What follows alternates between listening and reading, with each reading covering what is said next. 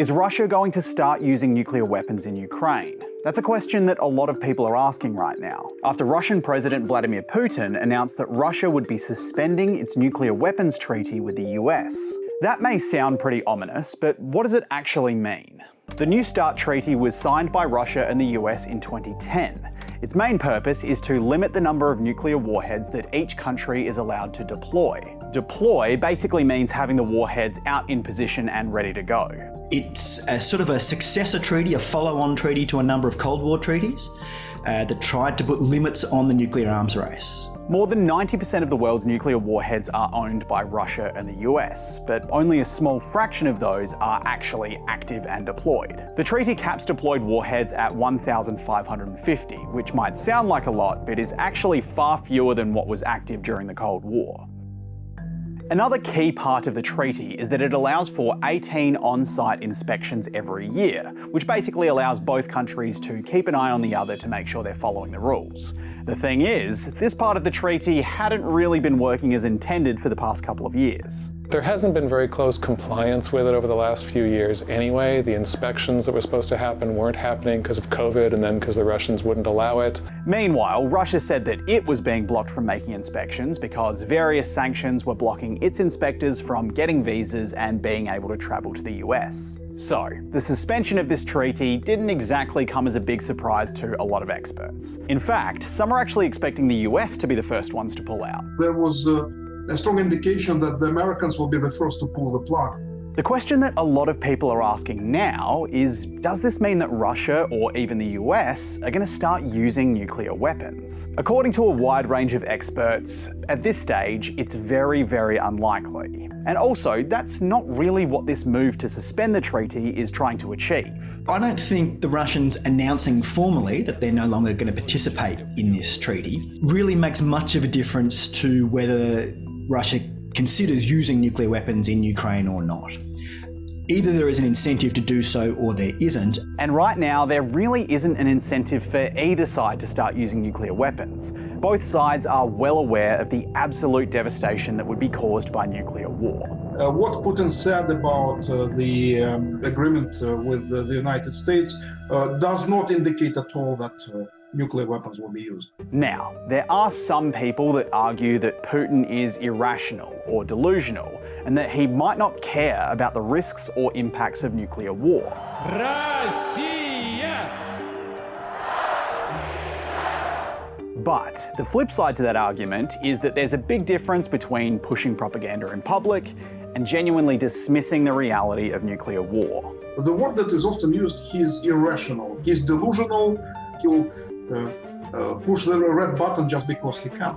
This is not the situation that I observe and the majority of the Russians see. He is fully aware of the horrific consequences of using nuclear weapons, even tactical, because it can very easily escalate into an all-out nuclear confrontation, which will put an end to the civilization as we know it.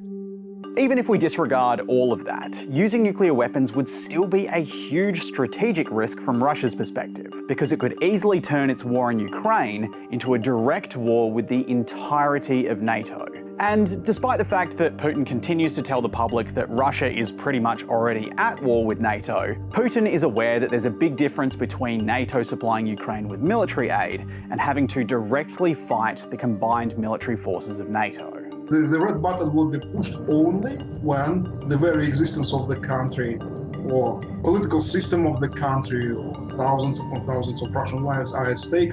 It will be the last resort. That's one of the reasons why some of the military backing by the West, the backing of Ukraine, has been limited in certain areas, because they've been trying to signal to Russia that they understand the risks, the escalation risks here, and that they are not trying to sort of push the Russians into a corner where they feel like they have no other choice. So, what is this treaty suspension actually about? According to a lot of experts, it's basically just diplomatic negotiating tactics. There is no expectation or interpretation inside Russia among the military, political, security intellectuals that this is a challenge to the West, like a direct threat that the nuclear war is coming, or even that the new round of a nuclear arms race is nigh upon us. No, it's just pretty blunt diplomatic tactic to force the United States to meet Russia halfway. Both countries have signalled that they haven't been happy with how the other country has been approaching the treaty. So, suspending the deal is seen by some as a way to force both sides to come back to the negotiating table. There's also the argument that this is a way for Russia to give the United States another reason to question its ongoing support of Ukraine. The war in Ukraine is going very badly for Russia, and he doesn't have many levers to pull, he hasn't got much leverage, and he's looking for other ways to try and pressure the United States into backing off over this conflict. And basically saying, if you care about the future of arms control, if you care about this treaty, you need to back off over Ukraine. The final question here is what happens next? One of the big fears, if the treaty does end up getting scrapped and not replaced, is that both countries will start making and deploying more nuclear warheads. The potential is for a new round of the nuclear arms race as a result of Russia's actions. But again, that doesn't mean that that's what Russia wants, because if another arms race did kick off, Russia simply wouldn't be able to financially keep up with the United States. Overall, this announcement obviously isn't great news for the future of nuclear arms reduction. But that doesn't mean that we won't see the US and Russia come to another agreement. I don't think either the Russian Federation or the United States wants to violate the substantive terms of that treaty. In the very same speech that he announced the suspension, Putin made a very big point to emphasize that Russia didn't want to scrap the deal, just temporarily put it on ice. Повторю, не выходят из договора. Нет, а именно приостанавливать свое участие. And pretty much immediately after the announcement, the US said that it would be willing to restart talks with Russia at any time. Thanks for watching. If you want to see more videos like this, make sure you subscribe to our channel and also check out the International Politics playlist on our homepage.